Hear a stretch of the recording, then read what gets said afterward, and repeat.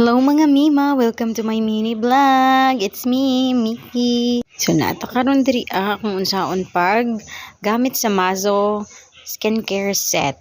So first is cleansing cream, and then after ana niya is maghilamos na ta. Pag hilamos, and second is the essence water o kanamora siya og toner. Tapos mas nindot siya pag sa palad nimo gamiton. Next is ang kaning essence milk. Nindot ni siya sa panit, dili hapdos, dili pud siya init. Nindot siya gamiton. Then serum.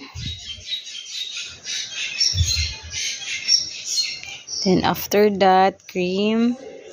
And last is ang eye cream.